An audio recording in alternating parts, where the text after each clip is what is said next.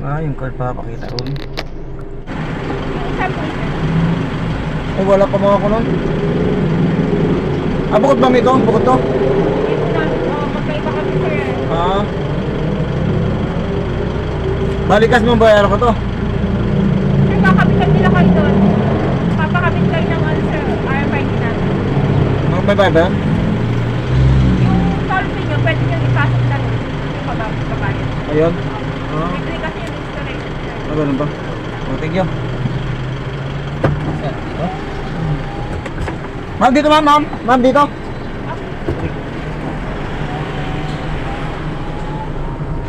Ayan guys, magpapakabit pa tayo ng ano. Baka dito. Yung kasing laki niyang isang yan. Magkasing laki lang yan sir kaso Kaya baka mamaya kaya pala sir, hindi gumagana umano ng yan. konti. Hindi man umano sa error yan. Hindi gumagana. Ito? Oo. Ginagamitan ko na nga lang ng card yan. Siguro ka na siguro gaya ka lang sir, no? Sige sir, pwede na yung ganito.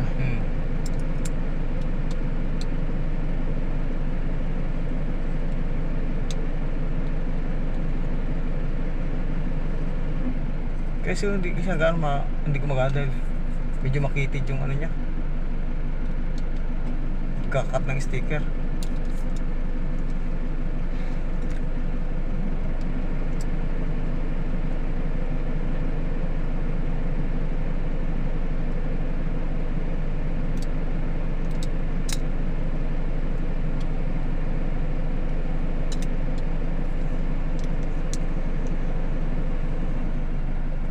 Yun. Sakto na yan sir Kapit mo na. Ay. Pasok. Pasok at papasok siya sa kayo sa gusto niya sir.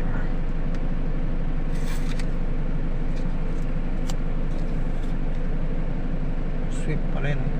Sir. Yung isa naman ay easy trip. Sakto. Abot niyan doon, dulo. Just dulo. Magkakanabari yung dinaload niyo sir. 1,000 eh. Ha? Abot yung 1,000. Abot yan sir. Abot ng bagyo yan? Apo. Abot yan. Rosario. Pero yung pabalik niyo sir, Wala na yan. patay na kayo. Yun lang. Heto mga kabiyero, ang huling toll gate ng STEX at sinasakupan nga ito ng NLEX dito sa may northbound North Luzon Expressway. At ito ang huling toll gate nito. At kapag ito ay diretso ay patungo ng TEPLEX, patungo ng Baguio City. Dito ako dumaan sa may RFID line at dahil nga merong load ang aking RFID na gamit dito sa may NLEX at ito nga ang huling toll gate nito ng North Luzon Expressway dahil ang kasunod nito ay toll gate nitong TEPLEX na patungo ng Baguio City. Dahil sa medyo mabagal ang error nito kaya ginamitan ko pa ang card ng RFID dito. Buti nga lang at dala ko ito at aking inilapat sa machine nito kaya kami ay nakalabas sa toll gate na ito. At ito nga ang end ng toll gate nito ng NLEX. Huminto ako sandali dito sa toll gate nito upang ipakita ko sa inyo ang lawak ng toll gate nito. Ito pala ay mayroong mga palayan dito sa gilid ng toll gate na ito at ang iba dito ay nagpapahinga. At ito nga ay napakalawak ng toll gate nito at ang mga sakyan na yan na nakita nyo ay patungo ng norte maging patungo ng Baguio City at ang buhol-buhol na traffic nito ay patungo na Manila. Alright guys, ito yung toll gate ng patungo ng Baguio. Ayan. At kapag ikaw ay nanggaling sa EasyTex, ito yung toll gate na yung lalabasan patungo ng Tarlac. Ayan. At patungo ng TEPLEX. So yun guys, tayo itutungo ng TEPLEX ngayon dahil tayo itutungo ng tutungo tayo ng Baguio City. Alright, sa may SM City. So yun guys, ito nga, to be continue tayo. At ating babagtasin itong itong TEPLEX patungo ng Baguio. Alright. So samahan niyo ako. Let's go. Mga kabiyahero, mga pare ko, ay aking nga simulan ang aking paglalakbay na ito at ako nga inyong samahan At ang kasunod na tollgate na ito ay ang Teplex, at ito nga ay sinasakupan ng Tarlac City. At ito, ang mga sakyan nito na nakapila ay patungo sa Manila na patungo ng southbound. At ito nga ay napakaganda pala ng daan dito. At ito ay 2 linya lamang. Dahil nga ako ay tutungo ng Baguio City, kaya dito ako dumaan sa expressway na ito. At ito nga ay ang kasunod ay ang Teplex Tollgate. Mas mabilis ang biyahe dito. Para maging mabilis ang aking biyahe ay dito ako dumaan sa expressway na ito. At dito nga sa next na tollgate ay ang Teplex. Mas mabilis ang biyahe dito kaysa dadaan sa may MacArthur Highway. Ato, ang next ay ang Pora exit. So yun guys, dito tayo ngayon sa may northbound ng NLEX. Ayan. Dito nga, binabagtas ko ito sa North Luzon Expressway patungo ng patungo ng Teplex. Ayan, dahil tutungo tayo ng Baguio City sa may SM. So yun guys, to be continue tayo. Ayan, dahil medyo mahaba itong North Luzon Expressway, medyo mahaba. So magkakat tayo at ito nga continue tayo sa paglabas ng Teplex. Ayan. So yun guys, samahan nyo ako at pupunta tayo ng SM Baguio City. Alright. So yan, let's go. Aking papasukin ang Teplex na ito, subalit wala pa akong ETC card at hindi pa nagpapa-installasyon ang sakyan na ito na aking minamaniho. Dito nga ako dumaan sa wide na ito at dito ako luminya dahil ang isip ko baka dito ang cash line nila. Sa NLEX ay RFID, dito sa may Teplex ay ETC. Iba ba yung ETC sa ano? Wala Ba't parang iba? Ganun pa rin yan, RFID lang yan eh. Ba't parang iba? Pangalan na yan iba. Medyo mabagal ang usad dahil nga ang mga popila dito ay wala pa silang ETC card at hindi pa sila naka-install. At kung sakaling naka-install na ay dito sa may kaliwang bahagi nito ay napakabilis na mga sakyan dahil nga sila ay naka-install na at meron ng ETC card.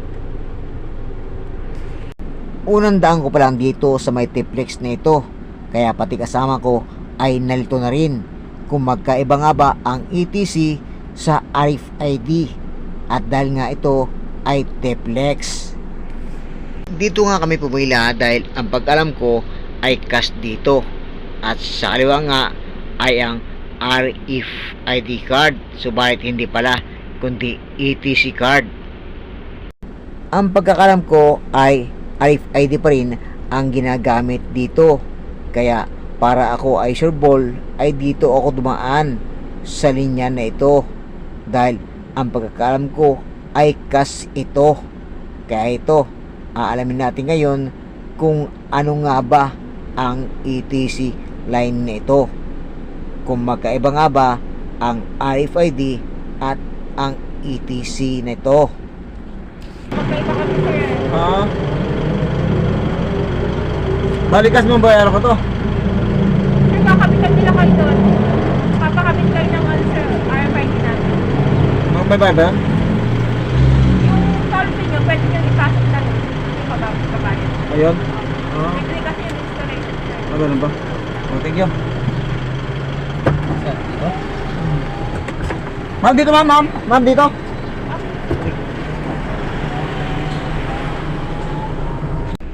Buti nga lang at mabait ang teller dito, kaya ito ay tinuro sa akin kung anong dapat gawin dahil magkaiba pala ang ETC sa RFID dahil ang Teplex na ito ay hindi nakakonekta sa NLEX. Ako nga ngayon ay pipila dito upang magpa-install ng sticker ng ETC card. At ito nga ay medyo mahaba ang pila dito. Di bale, kahit mahaba ay magtiyaga na lang ako upang makabitan ng sticker ang whistle ng sakyan nito. kailangan ko magpa-install ng ETC card or pagpakabit ng sticker nito sa windshield ng sakyan na aking minamaniho. At heto nga ay ang Teplex, upang pagbalik namin ay hindi na kami mahirapan pa, upang sa sunod na aming daan dito ay ludan lang namin ang ETC card dito. Ito nga, Magkaiba pala yung magkaiba pala to guys. Itong sa Inlex magkaiba pala. So dito tayo sa may Teplex. Ayan. Alright. At ito nga, binigyan tayo ng resibo. Ayan. Binigyan tayo ng resibo. So titingnan natin ngayon kung mayroong class 2 rito. Ayan, magpapa-install tayo. So magpapaload tayo kung magkano i-load natin. Ayan. pumila pa rin kami dito sa pila ng mga private na ito at nagbabakasakali kami na makabitan ng sticker dito sa Teplex at makakuha ng ETC card at maludan ito. Dahil nga magkaiba ang pila ng Class 2 at Class 1. Dahil nga ang Class 1 ay mga private at ang mga Class 2 ay tulad ng sakyan na aking minamaniho. Ilang segundo lang at kami ay malapit na dito sa tent nila. Dahil nga dito nagkakabit ng mga sticker at libre ito. So yun guys, at dito nga tayo sa may loob ng Teplex. Ayan, at tayo nga nakapila dito sa may Teplex. So kalabas lang natin ng toll gate. Dahil nga mga kabiyero, iba pala ito. Ito yung sa Inlex mo lang dapat magagamit itong card na to. Ayan, so binigyan tayo ng resibo paglabas natin ng toll gate ng Inlex. So ito nga guys, at ang turo sa amin ay magpa-install. Ayan, dito sa Teplex. Alright. So yun guys, ito nga nakapila tayo sa may installation. Yan, at mga private ito, yung class 1 yung nakapila. So alam natin, so sana payagan tayo magpa-install ang mga class 2 rito. Dahil nga class 2 tayo. Alright. Dahil tayo ay nandito ngayon sa may Teplex. Ayan. At tayo tutungo ng Baguio City. So yan guys, ayan mga kabiyero, tayo magpakakabit ng sa may Teplex. Alright. So yan guys, samahan nyo ako. Let's go. Kahit nga medyo may kabaan ang pila, ay nagtiis kami dahil nga para makabitan ng sticker itong windshield ng sakyan na aking minamaniho.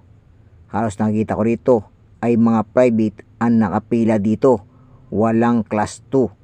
At ito nga ang nakapila ay mga class 1 lamang. At alamin natin ngayon kung tayo nga ba ay makabitan ng sticker at makakuha ng ETC card dito sa may Teplex. Malapit na kami dito sa may installation at itong tent na to na kulay puti ay dito sila nagkakabit ng mga sticker para sa windshield ng sakyan at makakuha ng ETC card. At ito nga ang lalaking ito na isang tauhan na nagkakabit ng sticker dito. At ito nga ay aalamin natin ngayon kung makakabitan ba talaga tayo ng sticker sa windshield ng aking sakyan na minamaniho. Dahil nga halos mga private o class 1 ang aking nasundan at ako lamang ang kakaiba dito na sakyan. At mukha yata nakabitan ang isang private na vehicles na ito. At ito nga ay class 1. At pagkatapos nga ng sakyan ito ay kami naman. At hindi ko nga alam kung makakabitan kami ng sticker dahil kami ay class 2. Class 2 ma'am, mayroon. Sir, may cutter kayo? Cutter. Kate, wala Sir, sir. kailangan nyo kasi i-cut yan, sir. Oh, katulad sir ito. Nakakat. Oo, sir. Tatagdagan nyo sa baba, sir. Bal dito. Di, sir, sa baba ng easy trip nyo. Dito? Yan. Cutter ka dyan? Ilan na lang kayo kayong, ano, sir, ng cutter? Ilan po kayo sa Petron? Wala kasi kaming cutter dito. Bali, kawigan na lang sir magkakabit. Di, sir, kayo po yung magka-cut, sila po yung magkakabit. Sa Petron, sir. Tabi po ng treats. bali meron nando sir, ando mo magpapa-install? Sir? Doon kami magpapa-install? Yes po. Sa Petron? Yes, sir. Thank you po, sir. Thank you. Sa tiyaga namin na magpila ay hindi pala kami makakabitan kundi mga private or class 1 lamang ang kailangang kinabitan ng sticker. At ito nga ay kami itinuro sa may Petron. At heto, binabagtas naman namin ang expressway na ito at makikita namin sa unahan ang Petron at doon kami pupunta upang doon rin kami magpapa-install. Akala ko ay dito na kami makakabitan ng sticker, ay hindi pala. Kaya kami ay bumiyahe ulit at aming binagtas ang expressway na ito at patuloy kami hanggang hindi namin nakikita ang Petron at doon kami magpapa-install at magpapakabit ng sticker. Alright guys, ito nga at tayo nga itutungo ng Petron. Ayan, doon na tayo kailangan magpa-install na RFID dito sa Teplex. Dito nga guys, iba yung RFID sa NLEX at dito sa Teplex. So ayan guys, tutungo tayo ng Petron. Ayan, at doon tayo tinuturo yung mga nagpapa-load. Ayan. So dito sa booth na to, ayan, ito yung sinabi sa amin, tutungo kami ng Petron. Right, let's go.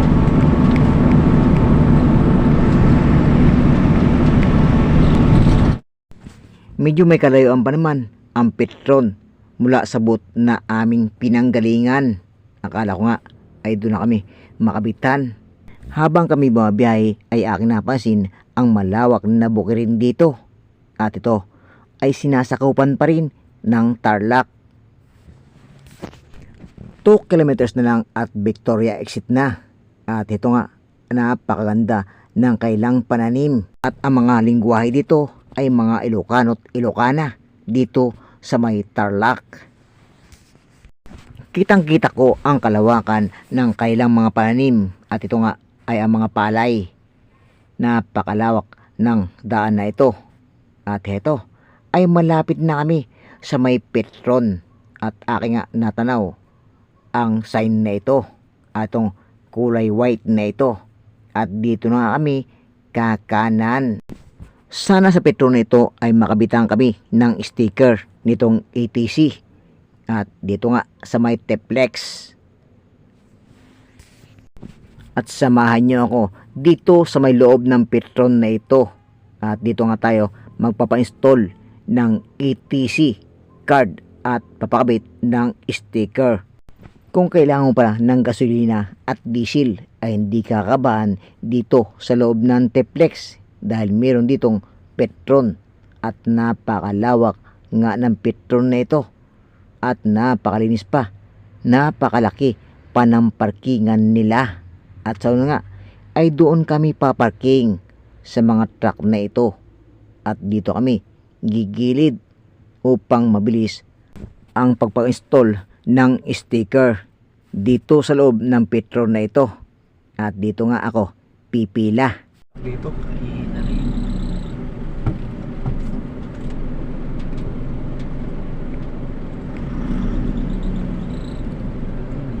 Pa-install pala. Heto nga sarapan ko ang bot na ito na aking pupuntan at ako nga ay magpa-install ng sticker dito sa may RFID ng Teplex. At kailangan ko munang iparada ang sakyan na ito na aking minamaniho bago ako pumunta sa bot na yon. Malawak ang Petron na ito at dito nga ang iba ay nagpaparking o nagpapahinga at ang iba naman ay kumukuha ng sticker. So yun guys, ito nga at kailangan nating mag-fill up dito. Ayan. At ito ang form ng dito sa may Teplex, pagpakabit ng pagpapa-install dito sa may Teplex. Ayan. So yun guys, ito nga ito yung mga pipilapan mo. Ayan. At ito nga guys, yung kinuha natin kanina pagpasok ng toll gate. Ayan. So dahil nga dito sa may Teplex wala palang cash. At yung toll gate ng NLEX ay yung RFID card ng NLEX. Ito yung RFID card ng NLEX. So iba pala to hanggang dito lang sa may Tarlac. Ayan. Itong RFID card magkaiba ito. Ayan. So iba nga yung sa may Teplex. So ito kukuha tayo ngayon ng RFID sa may T-Flex. Alright. At tayo na tutungo sa may sa may boot nito, yung papapa-install ng RFID ng T-Flex. Alright. So yan guys, let's go. At ito nga guys yung RFID sticker ng NLEX. So yan, magkaiba. So magdadagdag naman tayo ng panibagong sticker. At isasama natin dito sa mga sticker ng NLEX. Right. Sa aking pagbaba ay aking nasilayan ang lawak ng petron na ito. At ito nga ang harapan ng expressway na patungo ng Baguio City. Ako nga ay pumunta sa booth na aking nakita kanina at doon ko kukunin ang sticker upang ipakabit sa windshield ng sakyan na aking minamaniho. At ito nga ay aking ipakabit ang sticker ng T-Flex.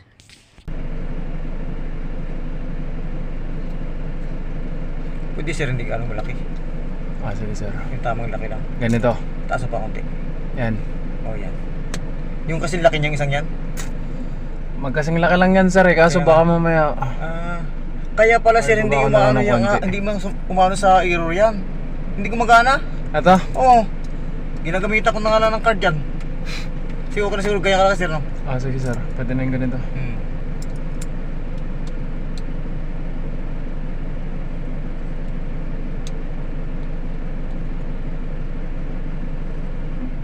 Kasi hindi siya hindi gumagana dahil medyo makitid yung ano niya.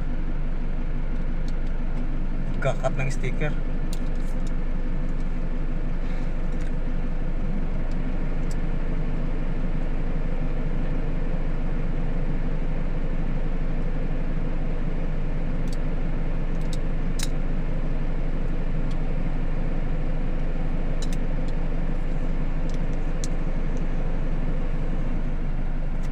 Yun.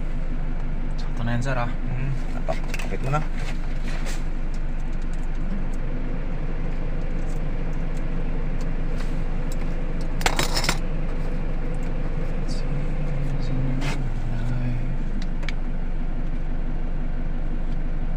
Pasok. Pasok at papasok siya sa kayo sa gusto niya sir.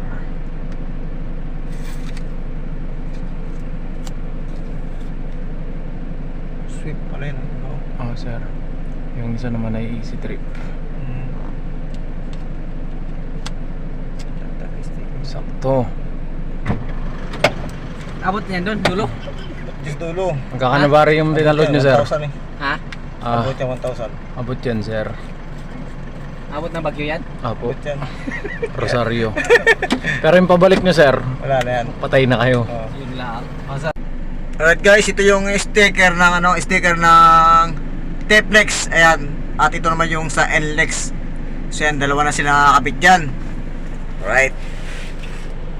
Guys, ito nga yung ito nga yung sticker ng T-Flex. Ayan. Ay, yung RFID card. At ito yung papaludan mo. So, ito nga, nagpa-install kami. Walang babayaran. Kundi ang babayaran mo lang dito, yung load niya. So, ito nga, at nagbayad at nagload kami ng 1,000 hanggang dulo na to ng T-Flex. Ayan. Yung sa may papunta ng Baguio. Alright. Sa may Rosario, ang pinaka last na tollgate itong T-Flex. Alright. Right. The number is yan, dito pa rin number account number. Ito pala yung account number niya. Ayan. Confidential yan. Ha? Yung account number, confidential. So yung number na to, ayan dito. Makita nyo, ayan. Yung account number, bali yan yung paluludan nyo. Yan. At kung kayo magpapaload ng ng RFID ng T-Flex. So ayan guys, hindi mo pwedeng gamitin ito sa ibang tollgate. At dito nga lang sa may T-Flex. Ayan. Itong patungo ng Baguio. Right, kung sakaling kayo tutungo ng Baguio at wala ka nito, magpa-install ka muna dito sa may Petron. Kami nga ay nakapapakabit na ng sticker dito sa windshield na ito ng sakyan na aking minamaniho. At ito nga ay meron na rin kaming card upang ito ay paludan. At ang card nito ay mayroong load na 1,000 pesos. At ito nga ay magagamit na rin namin sa paglabas dito sa may tollgate ng kaduluhan ng Teplex dito sa may Rosario. Dahil nga kami ay tutungo ng Baguio City. At kung bago ka lang sa channel na to, ay panoorin ang kabuuan ng video na to upang alamin kung paano ang pagpakabit ng sticker dito sa loob ng Teplex. Paano mga pare ko, ako ay magpapaalam na at maraming salamat sa patuloy niyong pagsubaybay.